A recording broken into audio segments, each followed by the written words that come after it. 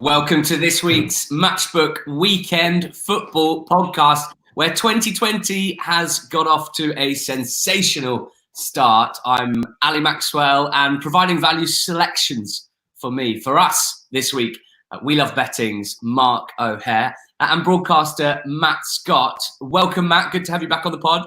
Oh, thank you. Happy New Year, if still it is.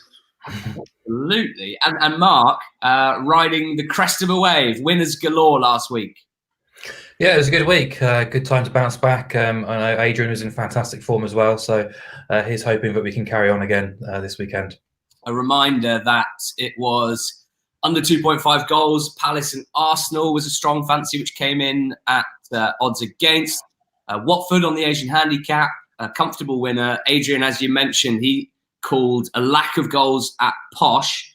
That one was 0-0. He did mention the 0-0, although I don't think he quite nailed his colours to the mast on it. And BTTS at Barnsley as well was his best bet. That was a winner too. For you, Mark, you finished it off with your best bet as a winner, that Lazio win against Napoli, which has gone down really well. We've also been nominated on the pod, not because of last week, but because of years of good weekend football podcast content and NFL pods and horse racing pods and all the other stuff that the Matchbook stable provides in terms of audio and now video content, of course. We've been nominated for the Smart Betting Club's Best Betting Podcast. Now, we're there to be shot at because we won it last year. And so, heavy favs, I think, probably to win it this year, though it's not for me to say. Look, lots of hard work goes into all of the Matchbook podcast behind the scenes before we even start recording. So if you appreciate that, if you think we're worthy of a vote, we'd be really grateful if you could vote for us. To do that, head to @TeamMatchbook on Twitter. Use the link in the pinned tweet, or alternatively, the link for votes will be in the description of this podcast, wherever you're watching, wherever you're listening. So let's get into the meaty stuff. And I think we have to start this weekend, don't we, with Liverpool against Manchester United, the age-old derby, and without the odds to really represent it, because Liverpool at Anfield, at home to bitter rivals Manchester United, 1.4 currently on the Matchbook exchange as we record on Thursday morning. Manchester United, the away side, 8.6, and the draw at 5.1. Liverpool -1.25 goals on the Asian handicap is 1.9, and United at plus 1.25 goals, 2.03. Over 2.75 goals, 1.892 currently, and the under 2.01. So, Mark O'Hare, first question, because we seem to do a lot of Liverpool games and they're all going the same way at the moment. Is there any value to be found here for punters? I thought there was, Ali, until 12 hours ago, and then Marcus Rashford went off injured for Manchester United, and suddenly Liverpool's price contracts, and any sort of potential opportunity to get the Reds on side is probably diminished. I was potentially looking at Liverpool -1 on the Asian handicap, anything of 1.7 or above, but that's gone. So it's not something that really appeals to me anymore. I know people will look at this match and see the two teams, bitter rivals, look to the match that happened at Old Trafford earlier in the season. The fact Liverpool have only won once in 11 games against United in the Premier League. Klopp's got a poor record against them as well, and probably say that price is far too short for a derby game. I'm not interested, but we talked about it last week at Spurs, really. They're Liverpool producing numbers that if it was, if you're playing Championship Manager and these kind of numbers came out, you'd say the game was flawed. You'd give up, really, and start a new match, because it's ridiculous, really. But they weren't at their absolute best at Spurs, but I think they were still probably worthy winners overall. And, they might have looked a bit tired and leggy in that second half, gave a few chances away, but they've had a full week to prepare for this, which is a rarity for them since the start of December. So they should really be ready to fire. I know the likes of Fabinho, Matip and Lovren are all kind of coming close back to full fitness. Not that they're needed, because I think since Joe Gomez stepped into defence, they've kept 6 clean sheets on the spin alongside Van Dijk. And their numbers over the past year are just phenomenal, really. So it's very hard to find a way to oppose them, really, for me. I think there's echoes of the Sir Alex Ferguson team of United, or many United teams in the 90s, really, because there's a relentlessness about them, a confidence, and just a belief that they're not going to be beaten, really. And I think we saw that at Spurs last weekend. I think there's a mindset thing there, really, as well. When opposition teams now come up against Liverpool, they're expecting this formidable challenge. And I think United are going to have to be at their absolute best to get a result here. I know they performed really well away at Manchester City before Christmas to get that result, but Liverpool are a different proposition, a much more solid foundation to that defence too. And I think, Rashford missing is potentially pivotal, really. I know Martial, Dan James, and the likes will provide a counter-attacking threat, but the pace in that Liverpool backline is good enough to recover, really, from those situations. And United's away record in the Premier League is absolutely abysmal. I'm not sure if it's been picked up enough upon, because in the last 15, dating back to last season as well, 8 defeats, just 3 wins, 1 clean sheet as well. So I really struggle to see how they're going to get a really good result in this match. Had to go and play a really difficult game against Wolves midweek. Solskjaer played a very strong team as well.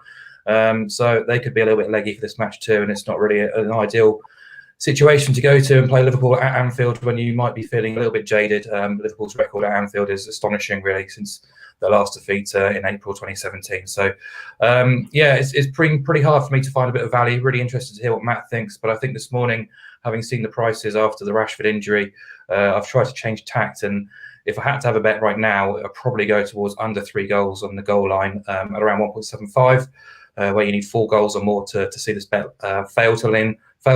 And I wouldn't be too surprised to see United sit back, sit relatively deep, try and play on the counter-attack and frustrate Liverpool. So I wouldn't be backing a massive high-scoring match in this one.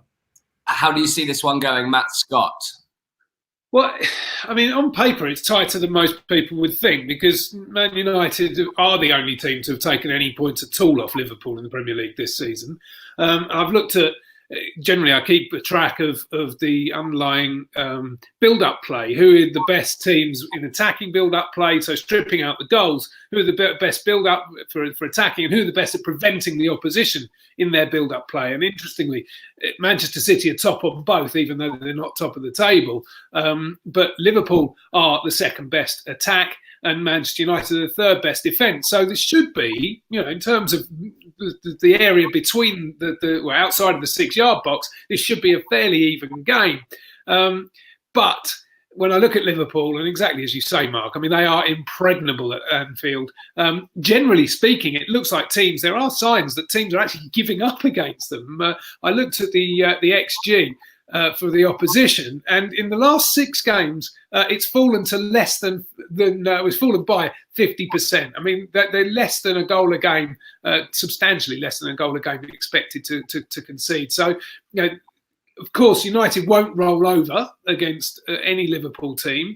Ole Gunnar Solskjaer understands, what the value of this game is to Liverpool fans. But, I do think that Liverpool are steamrolling teams in the tunnel.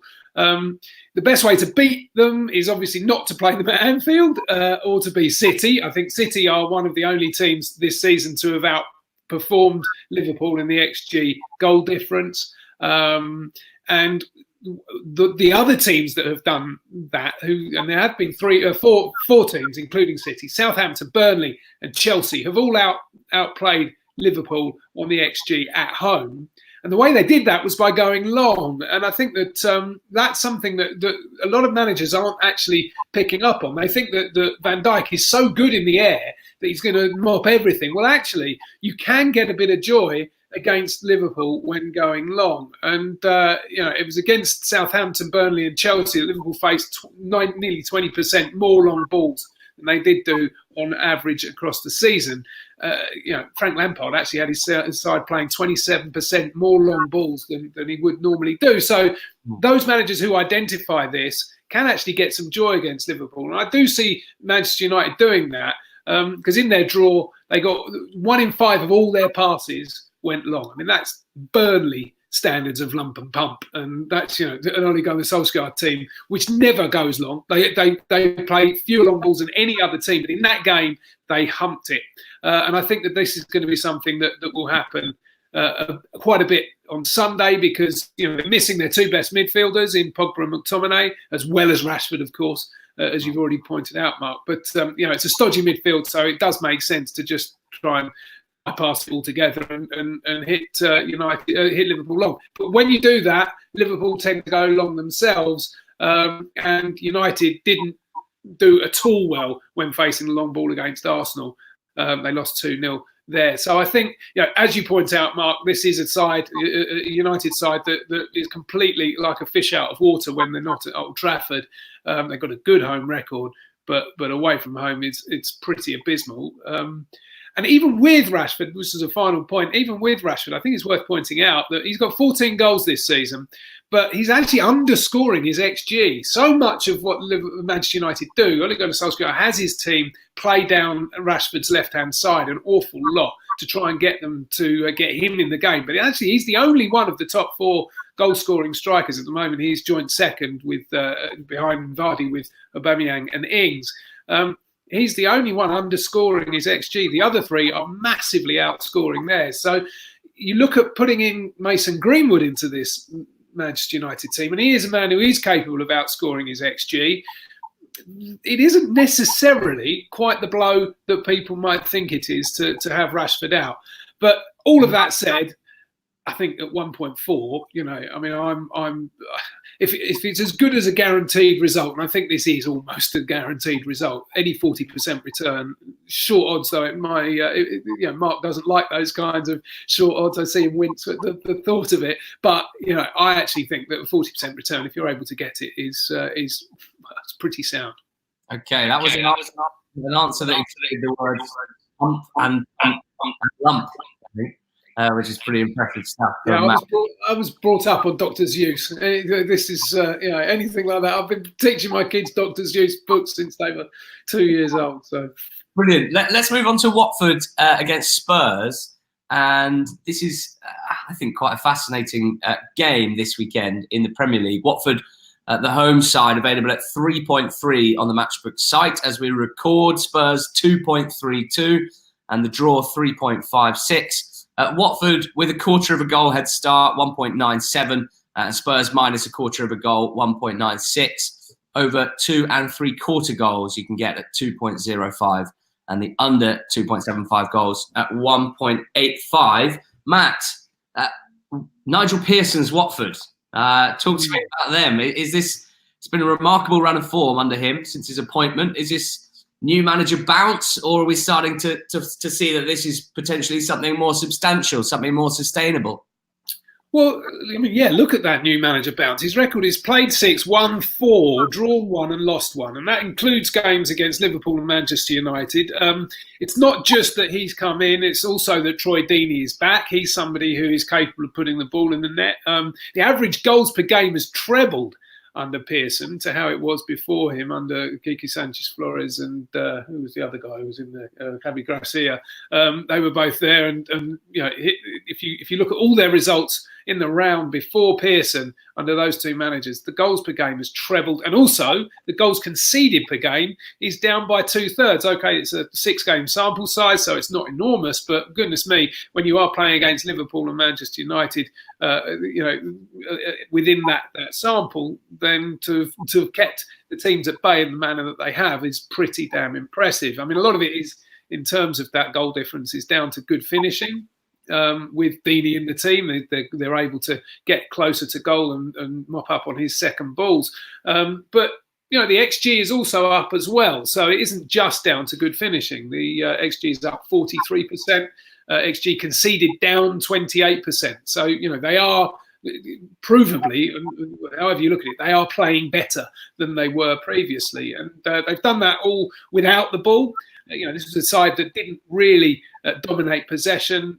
They weren't massively dominated as some teams are, like Burnley, but they were not. They had less than 50% possession generally. Well, that's down 11% on where it was for Watford. Now they're going longer as well, as you would expect from Nigel Pearson's side. They're doing 7% more long balls. His impact is massively greater than the other new manager at Tottenham, because of course Jose Mourinho has not been in there for long either, and he did have an instant impact. But now we're looking at them having lost their last 2. The underlying stats do show that they're still going better than they were under Poch, but I do worry a little bit about the way they're going to be without Harry Kane, because the XG is up by a quarter on Poch's 12 games this season, and the XG conceded is down also by almost a quarter. But it's not like they're they're steamrolling teams at all. They've actually been outplayed on the XG goal difference in 5 of their 11 games under Mourinho now. So that has to be a worry. That's never been a problem with Harry Kane in the team because he's so capable of scoring goals that he should not be scoring. But then again, this is a massive issue without him. We're not going to see him again until April. We'll be lucky to see him at the Euros. I mean, that Watford price, Matt, must stand out. It does, yeah. I mean, I was just going to say, Spurs are under massive pressure. It's going to be a real baying crowd at Vicarage Road.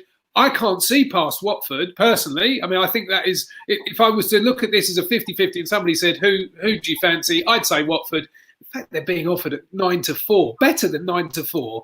That is an extraordinary price. And you're going to ask me later who's my best bet, and I can't look past this. Okay, nice. And Mark, what's your punting angle for this one? Yeah, very similar. It has to be pro Watford. I think when you read out the price at the start, to get Watford at almost even money with a quarter goal start is fantastic value. They had the game postponed in midweek at Tranmere. I know they made the journey up to the Wirral, but Nigel Pearson will have been delighted by that postponement. I know it creates a bit of a fixture backlog, but he's got extra time with his players to prepare. There's no recovery sessions required for the weekend.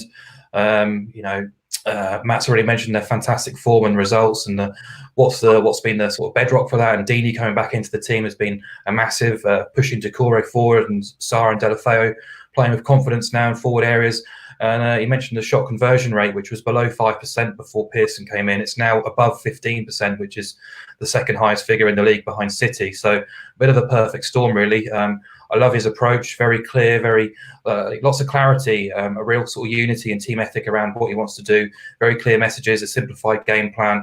In his own words, he said no BS really around the place. It's all about kind of pulling together for the team. He's not been afraid to stick a few rockets into the team meetings or half-time team talks when things haven't been going as well as he's wanted, really. And you look at what's happening on the other side of the coin with Spurs. Can't defend, can't keep clean sheets, haven't looked convincing under Mourinho, missing Harry Kane. They've conceded in the last. Massively still missing Lloris. Gazaniga's rubbish. Yeah, but I think possibly just as equally bad for missing Ben Davies at left back, because it's creating this kind of concern from Mourinho about what to do with his defence. He keeps switching from back 3 to a back 4, keeps switching his left backs and centre halves. He doesn't really know what to do there, and the central midfield is stodgy and uninspiring at the moment as well. We often criticise Arsenal for their away record, but Spurs has been atrocious away from home in the Premier League. 2 wins away from home this season. In the past 12 months, 2 wins, 4 draws, 11 defeats. 12 of those 17 games, they conceded 2 goals or more. So very, very happy to oppose them here. So, my best bet in this match would easily be Watford plus a quarter goal. But I'll be having a little dabble on Watford to win this match too. Okay, perfect. We're pretty heavy.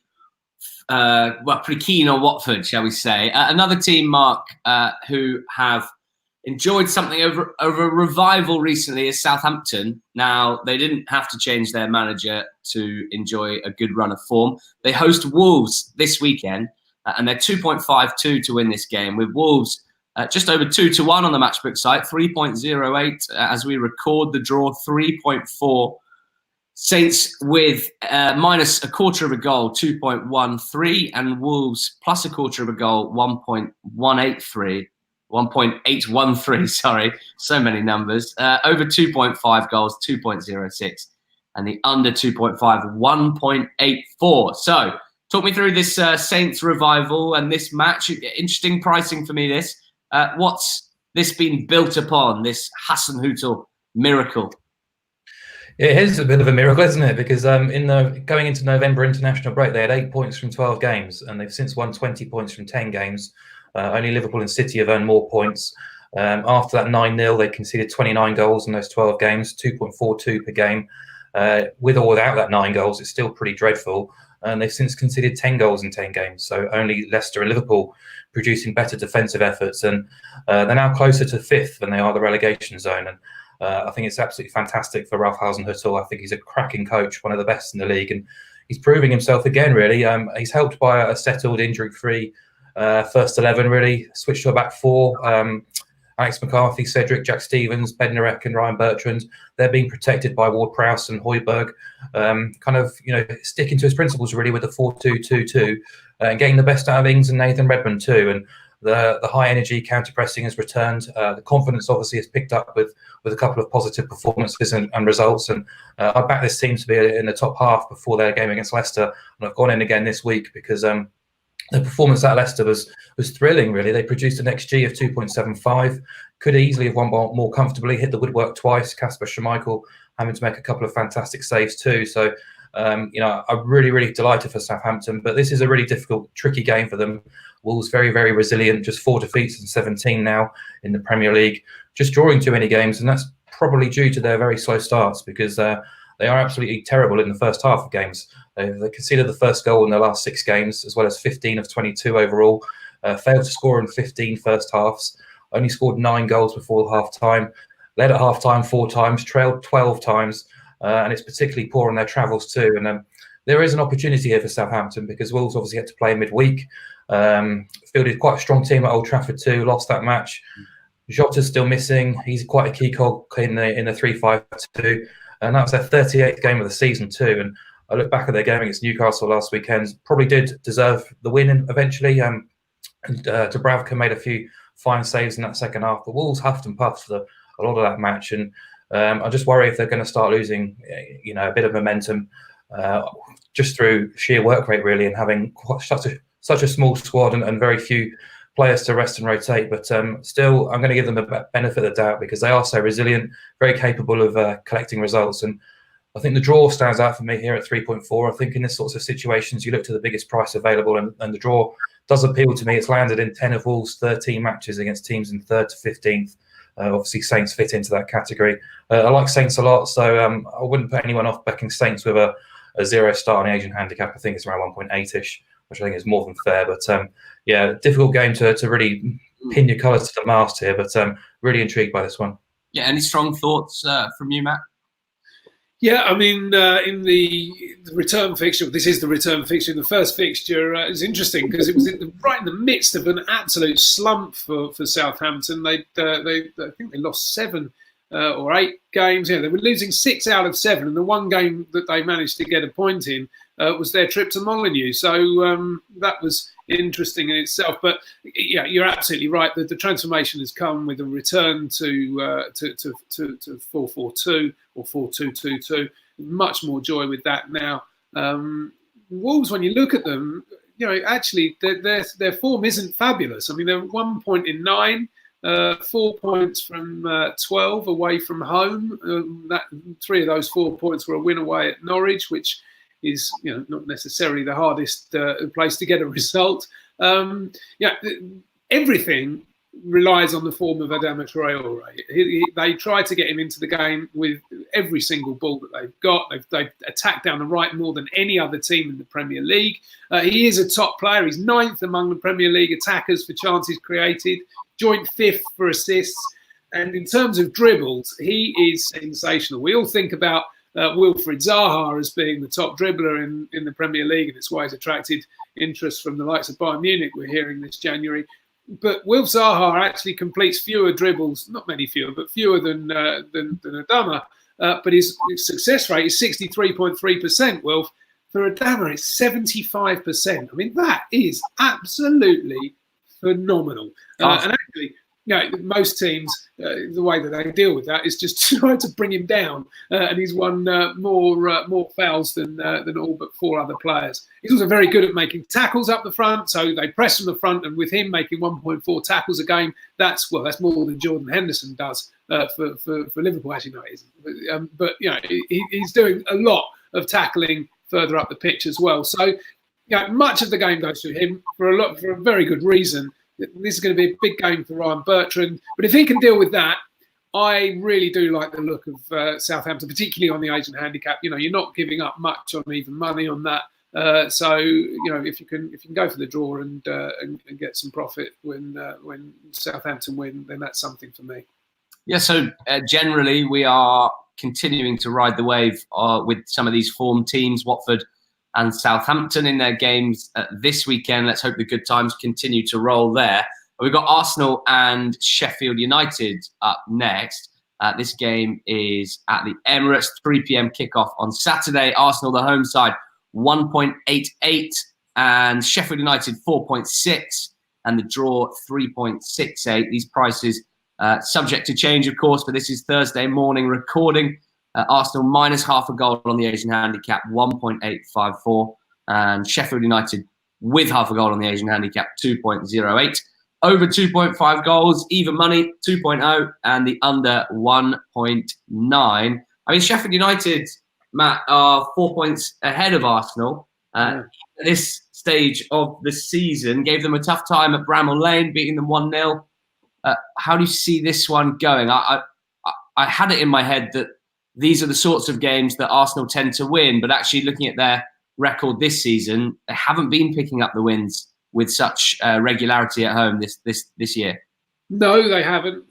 Things have changed a little bit under Mikel Arteta. I mean, it was interesting that this was the game that Emery said that basically started the beginning of the end for his career as the Arsenal manager. And it was actually, they played in the best way that they could under Emery. They had loads of possession. They were cutting Chris Wilder's team apart through balls. They had four of them for Aubameyang to run onto. It was just poor finishing, really, that meant that Arsenal lost the game. Although they did have one fewer shot than Sheffield United, and that is always if you're going to score goals, you tend to have a shot. Although West Brom managed it once, didn't they? Winning a game under Tony Pulis without a single shot on goal.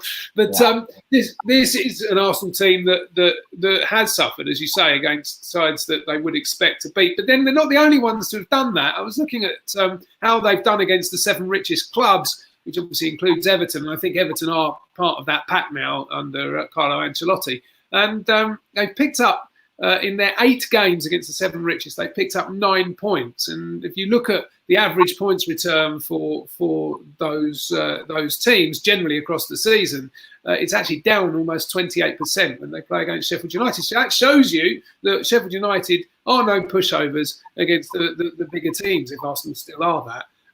But of course, complicating it, and this is the absolute elephant in the room, or actually the elephant in the stands, is Pierre-Emerick Aubameyang being unavailable. I mean, that is a massive deal for Arsenal. He was on the pitch last time, and now he's the 3rd deadliest striker in the Premier League, and pulling him out of the Arsenal team is a real problem because his chance conversion rate is better than 1 in 4, which is fantastic under any measure of Premier League strikers. And the next best at beating the keeper for Arsenal is Gabriel Martinelli. But like Lacazette, he takes 7 shots to score a goal, and that's pretty poor. For Nicolas Pepe, his is almost 1 in 12. So if you're having to make that many shots to score a goal, it doesn't matter who the manager is, whether it's Emery or Mikel Arteta, you're going to struggle to score goals. If you struggle to score goals, you struggle to win matches. So I'm not really sure I want to pick this one without Aubameyang in it. I would probably prefer to defer, but if you really put a gun to my head, I would still think I'd go for the draw. I would never do that anyway, Matt. You've suggested the draw, but I mean very half-heartedly, I must say. Let's see what Mark's found in this game. You're right that it is tough to judge an Arsenal side who seem to be in much better nick under Mikel Arteta, but are missing that star man up front. Yeah, I'm kind of glad we dodged Arsenal at odds on away at Palace last week. I think in that first 45 minutes, I was kind of ruined the decision because they were very dominant, despite not really opening Palace up too much by the goal. But then obviously Torreira ran off at half time. They lost a bit of shape. Palace pressed more intensely, got a foothold in the game, and kind of came away thinking, there was bright moments in that game for Arsenal, but the overriding feeling was probably the same old Arsenal on the road, really. And there has been bright sparks under Arteta, but no Aubameyang. 48% of Arsenal's goal tally this season come from him. No Torreira as well, and they're coming up against the Sheffield United team who just know how to limit chances. No sides face fewer shots on target than the Blades, and Arsenal have only won the shots on target count in 5 of their 22 games this season. So Lacazette's not scoring. Ozil, Pepe, are you getting 90-minute performances out of them? Probably not just yet. So I'm happy to oppose Arsenal here, even at home. I think if this price was available in August, I'd be putting the mortgage down on it, but not right now. They've only won 6 Premier League games all season, 1 of which came against teams in 12th or above, 1 win in 8 at home to teams in 15th and above. Still not completely convinced this team. My streak's better than the Unai Emery team. So, you look at Sheffield United, they just know what to bring to the table. They've got a full squad available, concede very few shots from inside the penalty area, just to know how to grind out results, really, which isn't embedded in this Arsenal team. If you exclude the top three, the Blades have lost 2 of 18 games, scoring in 15 of those and conceded 2 or more goals in 3. They're also unbeaten in 9 away games when excluding City and Liverpool, scoring in 8 of those and conceding 2 or more goals just the once. I think they're masters in sort of containment, game management. They'll have a game plan. I think they're well capable of avoiding defeat in this game. So either lay Arsenal at the odds-on quotes or back Sheffield United odds against plus half a goal. So yeah, that's my angle. Perfect. Okay. Any other business for us, Mark? We very much enjoyed your foray into Serie A last weekend. Anything for us this weekend? Yeah, I've got 2. I'll try and keep this brief. In League 2, I think it's quite nice when the data matches your own instinctive kind of thought process and rating system, as well as the price. And that's the case really for me when Plymouth host Mansfield, 2 clubs going in drastically different directions and moods right now. Plymouth arguably the form team in League 2, outside the promotion places on goal difference. They've won 10 of 15 since late September, 7 wins from 10 unbeaten games at home to teams below them, scored at least twice in 9 of those, generating amongst the highest expected goals from open play figure in League 2 as well. And compare that with Mansfield, who just a disastrous campaign, really, considering the budgets and the expectation around that club. Their new manager, Graham Coughlin, said they hit rock bottom last week after the defeat to Forest Green. They totally outplayed them for the first 45 minutes, conceded right on half-time, and he said their legs turned to jelly and any sort of confidence or belief evaporated immediately. And, you look at the programme notes, the pre-match programme notes, and their chairman was slamming the players as well. A few senior players have been banished from the squad, put up for sale. A complete contrast really to Plymouth, where everything is in sync and the club's going in the right direction under Ryan Lowe. So I think I had this down as an odds-on shot and their odds against, so Plymouth to win that match at home to Mansfield. Okay, and was there something else for us, maybe on the continent? Spain, returning to a familiar friend really, Athletic Bilbao, who are a smidgen of odds on at home to Celta Vigo on Sunday. Not a hugely exciting, fluid or inventive team, Athletic, but very, very effective on home soil. So strong defensively as well. 12 clean sheets and 21 at home under Gaisca Garitano. 67% win ratio at San Mamés as well under him. Only Real and Atletico are limiting opposition chances as well as Athletic this season.